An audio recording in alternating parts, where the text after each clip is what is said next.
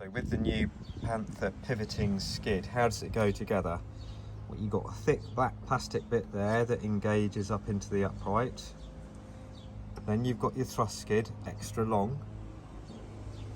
Then you've got your magnet held in with the nut and washer. You can almost put a bit of Loctite on that nut so it stays on there. There's been occasions where this is not done up tight enough.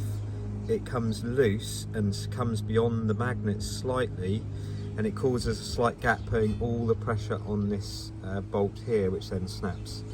So a bit of Loctite on there keeps that magnet and all of this locked nice and tight together, or as tight as you need it to be, because this will never become super tight to allow for the pivoting action there.